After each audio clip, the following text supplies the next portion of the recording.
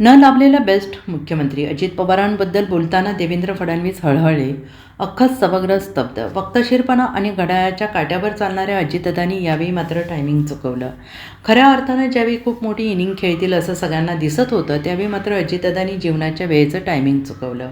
अजितदादा सर्वाधिक 6 वेळा उपमुख्यमंत्री राहिले आहेत, पण अनेक वेळा ते म्हणायचे की मी कधीतरी मुख्यमंत्री होईन. मात्र यावेळी देखील उपमुख्यमंत्री मीच राहीन असंही ते गमतीने म्हणायचे. मात्र मी आज हक्काने म्हणू शकतो, Ajitdada Pawar was the best chief minister Maharashtra never had.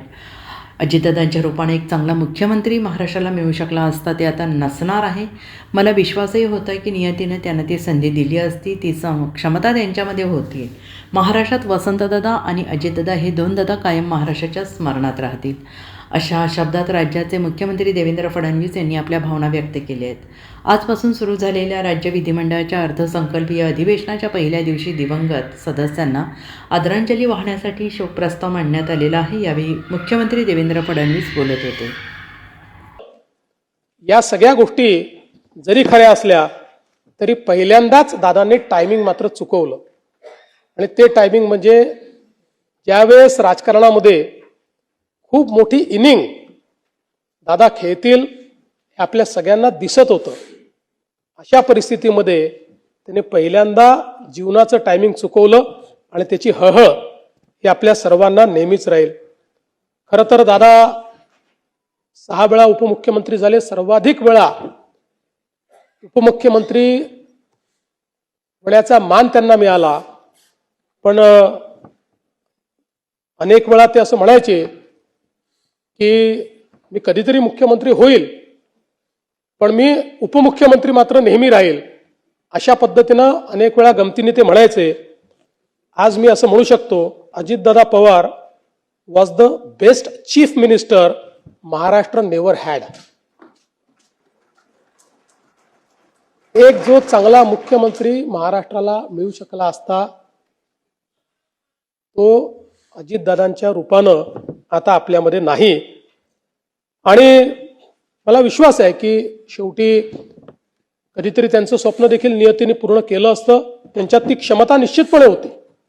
शेवटी राजकारणामध्ये वेगवेगळ्या प्रकारचे गणित असतात, पण क्षमतेचा जर विचार केला तर मुख्यमंत्री पदाकरता पूर्णपणे क्षमता असलेलं नेतृत्व हे अजितदादांचं होतं.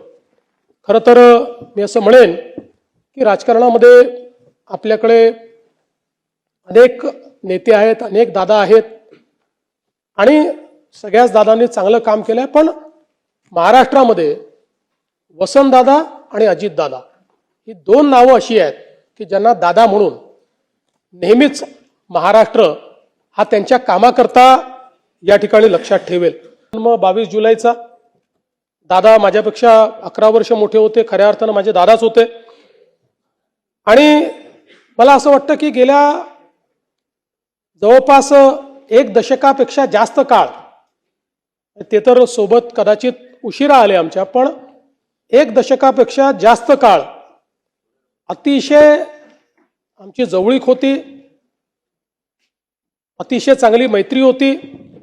त्याच्या आधी देखील आमची, कारण मी 99 साली आलो, त्यानंतर दादांची ओळख झाली, संबंध आणले. पण मी असं म्हणेन की साधारण 2014 नंतर एक भावनिक नातं हे दादांशी तयार झालं.